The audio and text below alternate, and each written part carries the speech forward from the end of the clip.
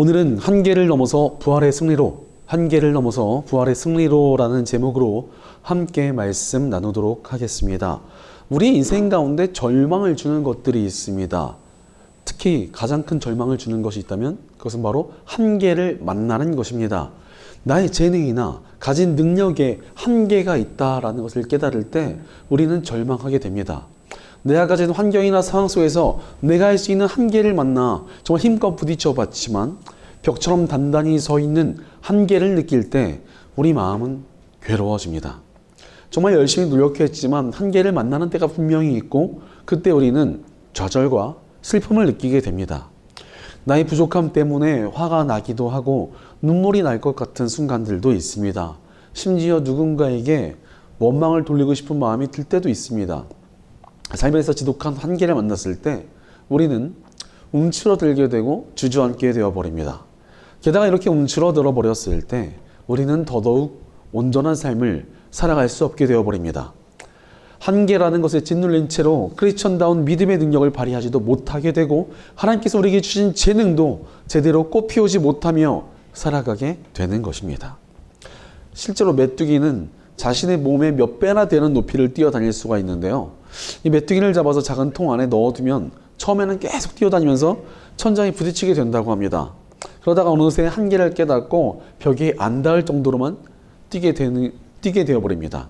그리고 나중에는 풀어지어도 잡혀버려 있었던 그 통의 높이만큼밖에 뛰질 못하게 된다는 것입니다.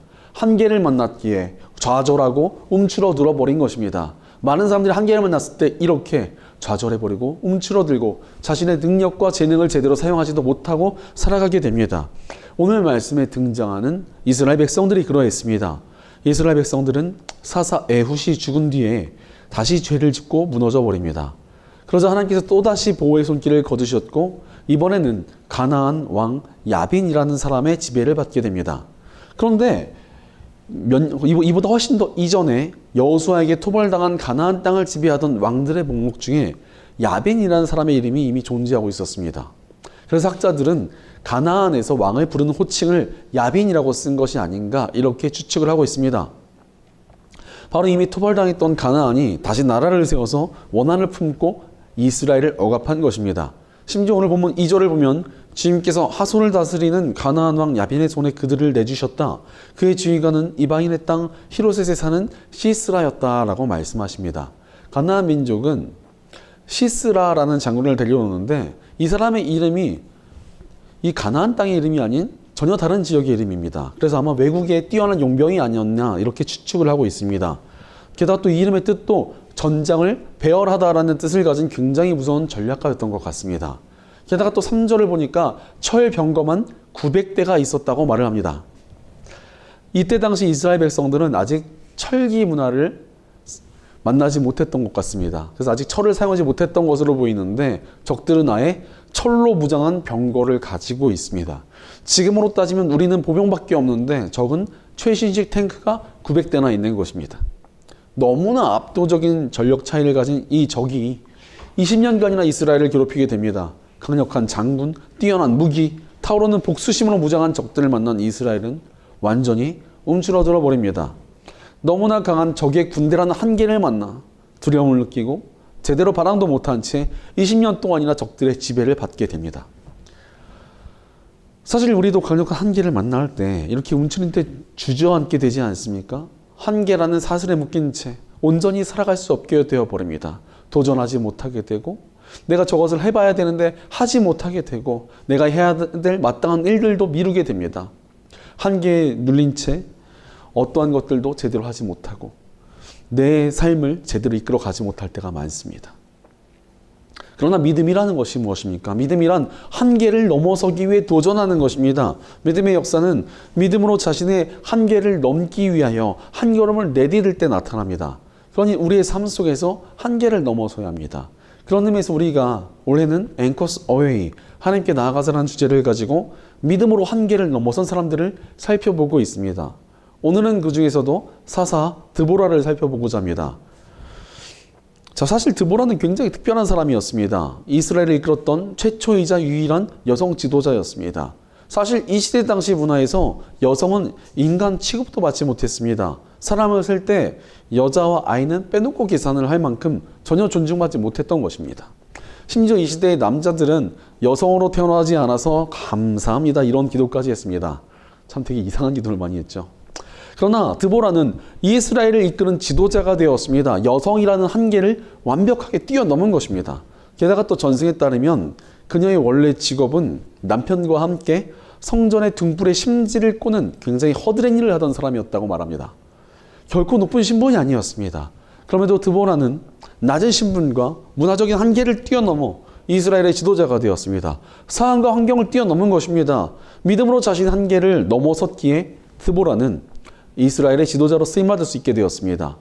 게다가 아니 뭐 명목상으로 지도자로 세운 거 아닌가? 그냥 여성이니까 좀 부드러운 리더로서 그냥 앞에 세워놓고 그냥 뭐 바지 사장처럼 세워놓은 거 아닌가? 이렇게 생각할 수도 있습니다.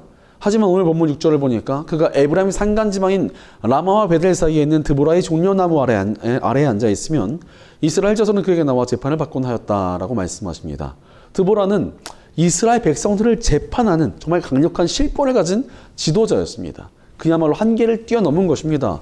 가나안이라는 강력한 적들에게 억압당하는 어려운 시대 가운데 이 드보라라는 뛰어난 여성 지도자가 세워졌습니다. 한계를 뛰어넘어섰던 그녀였기에 드보라는 이스라엘 역시도 한계를 넘어설 수 있도록 그들을 이끌어가게 됩니다. 바로 믿음의 사람들은 세상이 준 한계를 뛰어넘을 수 있습니다. 지금까지 믿음의 사람들은 세상이 만든 한계를 넘어서 하나님의 역사를 이뤄냈습니다.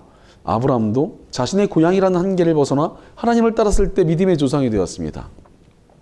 노아 역시도 사람들의 시선과 상식이라는 한계를 넘어 순종하자 세계를 뒤엎는 홍수에서 구원을 받게 되었습니다.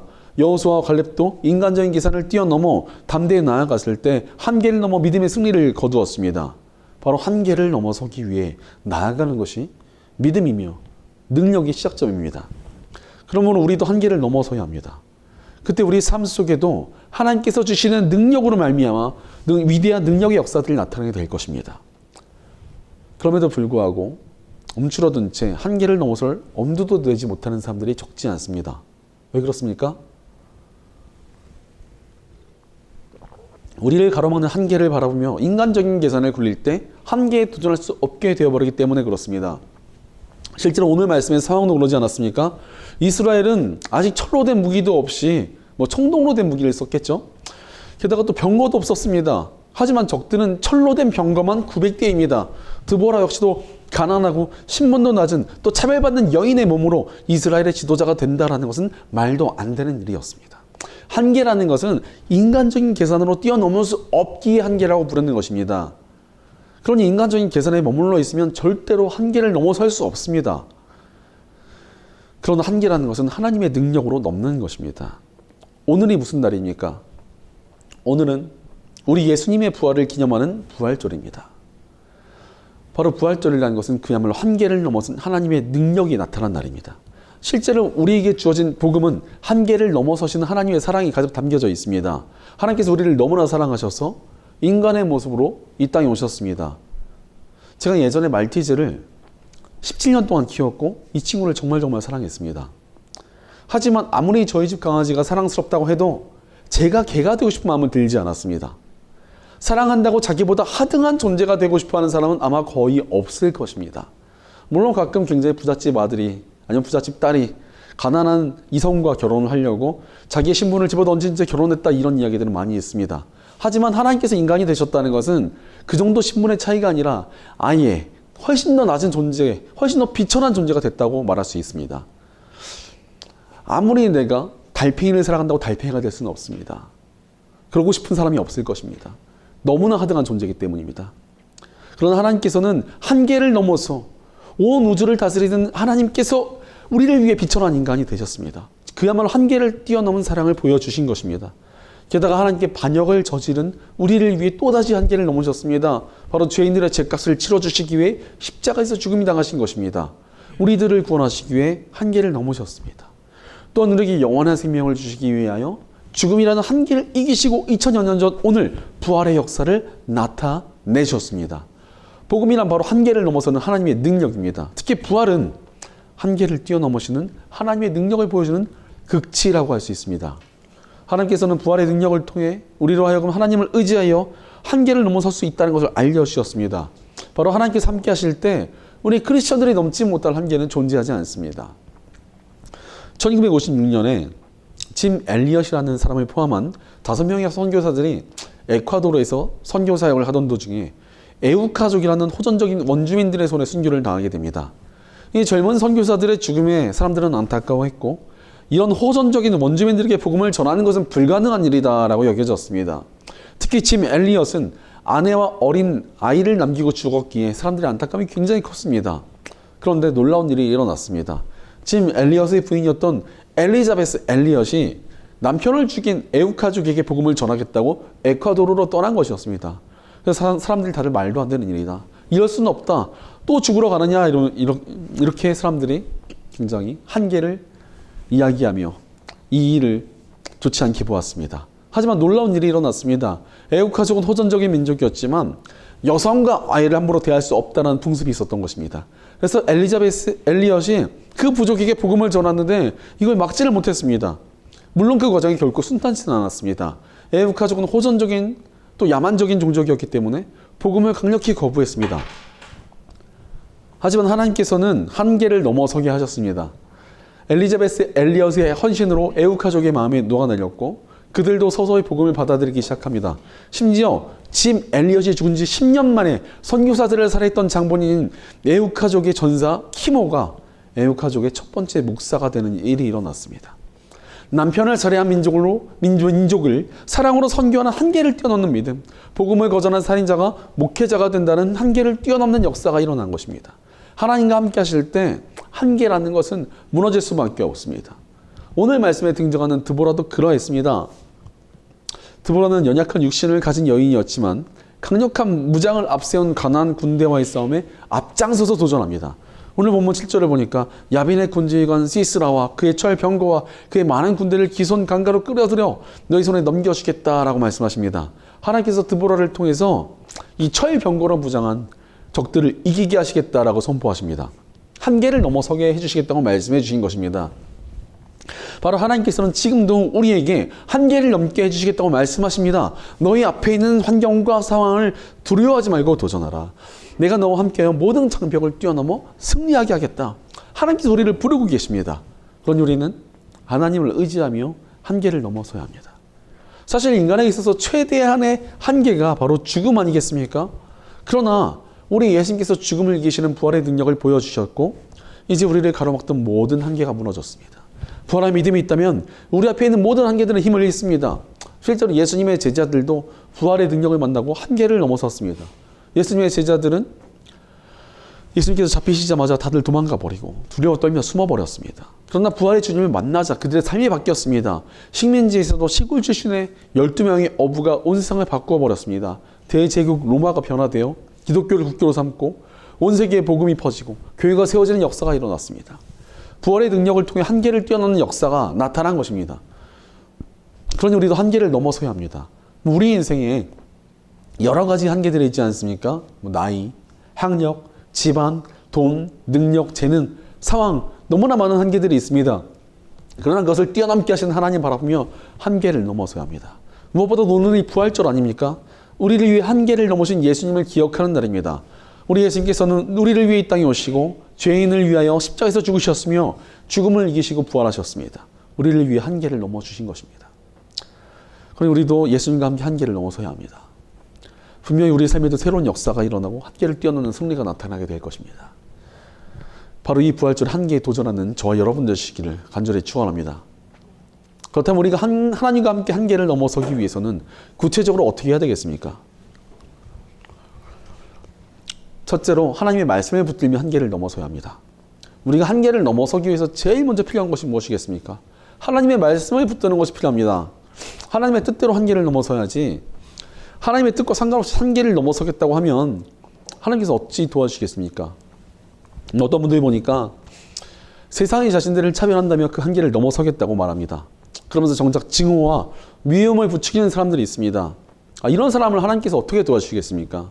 또한 과도하게 허황된 꿈을 꾼다거나 남들에게 피해를 주는 것에 한계라는 말을 붙이는 것은 좀 잘못된 것 아니겠습니까?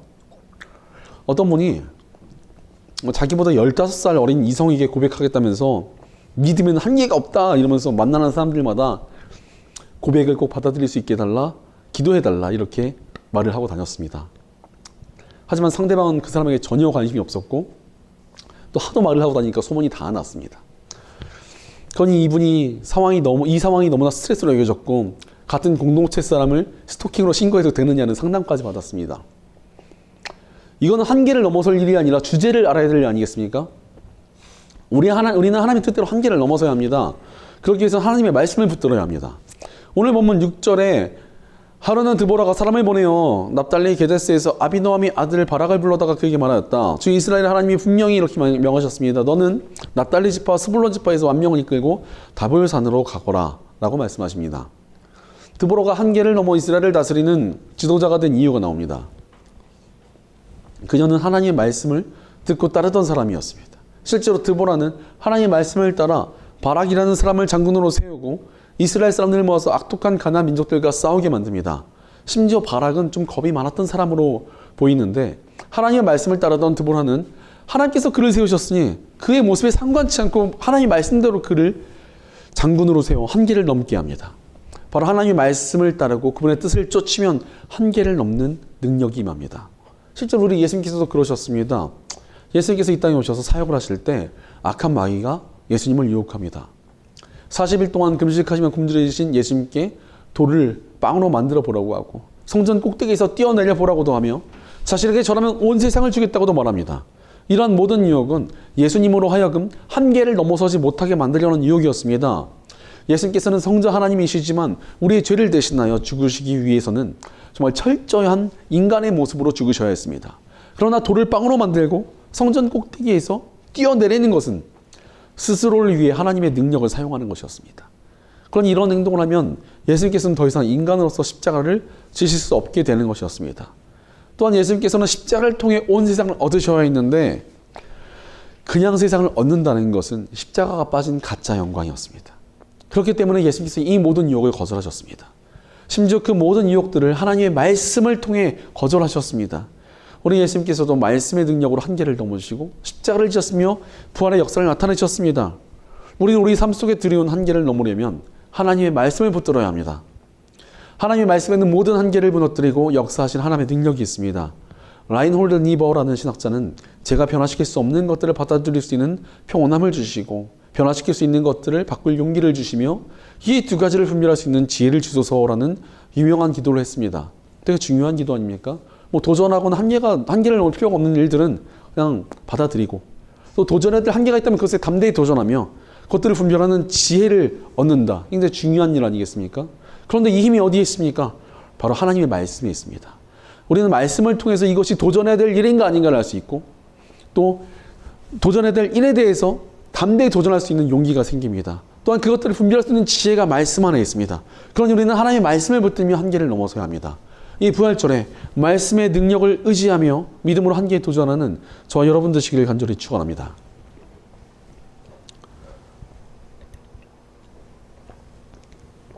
둘째로 성실함으로 한계를 넘어서야 합니다. 우리가 한계를 넘겠다고 하면서 그냥 가만히 있으면 한계를 넘을 수 있겠습니까? 성실하게 삶을 꾸려가야 우리 앞에 있는 한계도 넘어설 수 있는 것입니다. 사실 성경에 등장하는 인물들이 가진 이름에는 굉장히 중요한 의미가 담겨 있을 때가 많습니다. 특히 오늘 말씀의 주인공인 드보라의 이름은 꿀벌이라는 뜻으로서 그녀의 성실성을 나타냅니다. 그녀가 성실하게 자신의 삶을 꾸려가며 말씀을 붙들고 살았기에 하나님께서 그를 사용하시고 한계를 넘게 하신 것 아니겠습니까? 우리들의 삶이 그렇습니다. 성실히 삶을 꾸려가며 한계를 넘어서야 합니다. 성실함이 우리로 하여금 한계를 넘어서게 만드는 하나님의 능력을 나타낼 토대가 되기 때문입니다. 세상에 게으른 천재라는 말이 있지 않습니까? 정말 하나님께서 주신 것 같은 엄청난 재능을 가진 사람들이 각 분야에 많이 있습니다. 그런데 그 천재적인 재능을 가진 사람들이 생각보다 좋은 결말을 만들어내지 못하는 경우가 많기 때문에 게으른 천재라는 말이 많이 쓰입니다. 뛰어난 재능과 좋은 환경이 있어도 성실하지 못하면 반드시 한계를 이겨내지 못하고 꺾여버리게 됩니다. 실제로 제가 아는 분 중에서 정말 뛰어난 설교의 재능을 가지신 분이 계십니다. 타고난 말빨이 기가 막히게 좋고 목소리도 시원시원하며 성량도 좋습니다. 발음도 너무 좋습니다. 하지만 이분이 좋은 설교자라고 묻느냐면 저는 아니라고 대답할 것입니다. 왜냐하면 이분은 설교 준비를 아예 안 하십니다. 강단에 딱 올라가서 성경 아무데나 펴고 딱 찍고 바로 설교 시작하십니다. 그렇게 대충 설교를 하시니까 맨날 내용이 산으로 가고 심지어 읽은 본문을 자기가 반박하는 설교를 하거나 말도 안 되는 이야기를 하십니다. 그러니 뛰어난 재능이 있어도 좋은 설교자로 쓰임받지 못했습니다. 반면 다른 목사님은 다른 사람들 앞에 서는 것을 두려워하고 말도 살짝 더듬으며 목소리도 좋지 않습니다. 하지만 성실하게 설교 본문을 다 글로 쓰며 실제로 설교도 여러 번 연습을 하고 성실하게 설교를 준비하는 과정을 굉장히 오래도록 지속했습니다. 그런 시간이 지나자 어느새 상당히 훌륭한 설교자로 성장하여 쓰임받고 계십니다. 바로 하나님께서는 성실한 삶을 통해서 한계를 넘어서게 하십니다. 실제로 우리 예수님께서는 부활하셔서 지금도 우리와 동행하시는 신실한 분이십니다. 그러므로 예수님께서는 성실한 사람의 삶의 역사를 주시는 것입니다. 그러므로 우리는 성실한 삶으로 한계를 넘어서야 합니다. 이 부활절에 성실한 삶을 결단하며 믿음으로 한계에 도전하는 저희 여러분 되시기를 간절히 축원합니다. 셋째로 도전하며 한계를 넘어서야 합니다. 우리가 한계를 넘기 위해서 무엇이 필요합니까? 도전하는 것이 필요합니다. 도전하지 않으면 한계를 넘어설 수 없습니다. 하나님의 말씀을 붙들고 성실하게 삶을 준비해도 도전하지 않으면 어찌 한계를 넘어설 수 있겠습니까? 실제로 코끼리를 훈련시키는 방법이 있는데 이 코끼리가 새끼일 때 발을 말뚝에 이렇게 밧줄로 묶어 놓으면 그것을 벗어나려고 엄청나게 애를 쓴다고 합니다. 그러다가 어느 순간 벗어날 수 없다며 포기하게 됩니다. 그러다 나중에 이제 성장이 끝나서 덩치가 어마어마하게 커져도 발을 밧줄에 묶어서 말뚝에 묶어놓기만 하면은 그것을 풀어낼 엄두를 못 내게 된다는 것입니다. 어차피 벗어날 수 없다고 자포자기하게 되어버려서 힘 한 번 줘버리면 바로 벗어날 수 있는 그 말목에 묶인 채 가만히 있는다는 것입니다. 우리 역시도 하나님께서 능력을 주셔서 한계를 넘게 하시는데도 스스로를 말뚝에 묶고 도전하지 못하여 한계에 갇힌 채 살아가는 사람들이 얼마나 많은지 모릅니다. 하나님께서는 드보라에게 바락이라는 사람을 세워 이스라엘 장군으로 세우게 하십니다. 그런데 8절 말씀을 보면 바락은 드보라가 자신과 함께 가지 않으면 싸우러 가지 않겠다고 말합니다. 아니 남자가 그렇게 여성들을 차별하던 그 남자가 이 여성과 함께 가지 않으면 난 못 싸워요 이러고 겁을 내고 있는 것입니다. 겁에 질려서 스스로를 한계에 가둔 것입니다. 그러나 한계에 도전하지 않는 사람들은 믿음 안에서 복된 삶을 누릴 수가 없습니다. 물론 다행히도 드보라와 바락은 전쟁에 나섰습니다. 바락은 드보라가 함께 가준다고 하니까 또 좋다고 전쟁에 나가서 함께 싸워서 승리를 거두었습니다. 그런데 문제는 전쟁에 동참하지 않은 부류들이 있었다는 것입니다. 이스라엘에 있던 여러 지파들 중에서 루벤 지파는 함께 싸우겠다고 결단을 했습니다. 하지만 우리는 양떼를 돌봐야 됩니다 이러면서 전쟁에 참여하지 않았습니다. 그리고 길르앗 사람들과 아셀 지파, 단 지파는 우리는 강 건너에 있으니까 강 건너에서 구경만 해야지 이러고 있었습니다. 같은 민족들이 고통당하고 있는데 그들은 도전하지 않았습니다. 그래서 하나님께서 그들을 책망하시고 그렇게 전쟁에 참여하지 않은 이들을 향해 저주까지 선포하셨습니다. 바로 한계에 도전하지 않은 이들은 하나님의 축복과 승리에 참여하지 못하게 됩니다.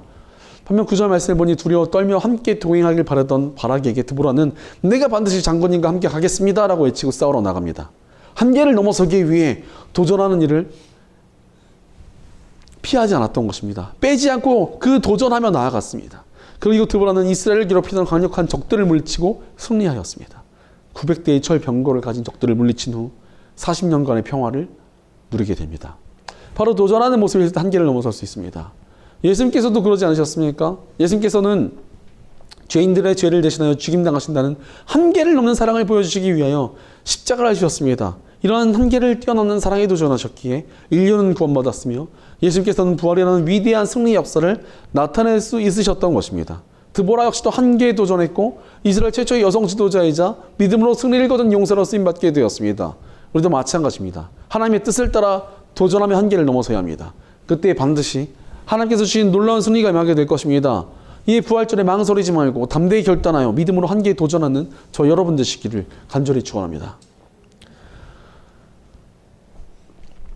사랑하는 여러분, 우리의 삶 속에서 만나는 한계들 앞에서 어찌 살아가고 계십니까? 우리는 한계를 뛰어넘기 위해 도전해야 합니다. 우리의 믿음에는 한계를 넘어서는 힘이 있는데 왜 이 힘을 가만히 낭비하고 있습니까? 특히 하나님께서는 부활의 역사를 통해 우리에게 모든 한계를 넘어설 수 있다는 것을 보여주셨습니다. 그러니 우리는 부활의 믿음을 장착하고 한계를 넘어서야 합니다. 영국의 목회자 찰스 스펄전은 인간이 하나님 앞에서 할 일은 계산적인 믿음을 가지는 것이 아니라 절대적인 믿음을 가지는 것이다. 계산은 하나님께서 하신다라고 말했습니다.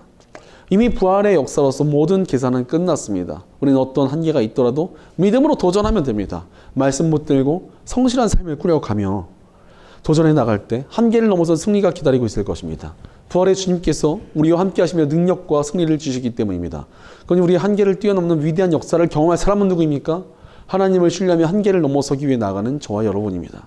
한계를 넘어 영혼을 구하고 교회를 회복하며 온 열방을 구할 사람은 누구입니까? 하나님의 말씀을 붙들고 도전하는 저와 여러분입니다.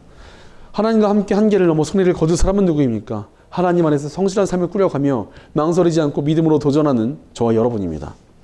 이 부활절에 믿음으로 한계에 도전하기로 결단하며 한계를 넘어 부활의 승리를 누리는 저와 여러분 되시기를 주의 이름으로 간절히 축원합니다. 기도하겠습니다. 2000여 년 전 이 땅에 오셔서 우리를 위해 죽으시고 부활하시며 한계를 뛰어넘는 사랑의 역사를 보여주신 주님 감사와 찬양을 올려드립니다. 하나님께서 우리에게 한계를 뛰어넘는 사랑과 능력을 보여주셨는데도 인간적인 계산에 사로잡혀 한계에 도전하지 못한 채 주저앉지는 않았는지 우리의 삶을 돌이켜봅니다. 그러나 이제 우리가 주님과 함께 한계에 도전해 나가기 원합니다. 우리가 말씀의 능력으로 성실한 삶으로 담대히 도전하게 하옵소서. 이 부활절에 담대히 한계에 도전하기로 결단합니다. 하나님과 함께 한계를 뛰어넘는 위대한 역사에 쓰임받게 하여 주시옵소서. 주의 능력이 우리로 하여금 한계를 넘게 하신다는 것을 우리 삶으로 경험케 하옵소서. 우리 공동체 가운데도 함께 해주셔서 우리가 부활의 능력으로 함께 도전하여 믿음으로 승리하는 귀한 주님의 공동체가 되게 하여 주시옵소서. 언제나 우리와 함께 하시며 한계를 뛰어넘게 하시는 우리 주 예수님의 이름으로 기도드립니다. 아멘.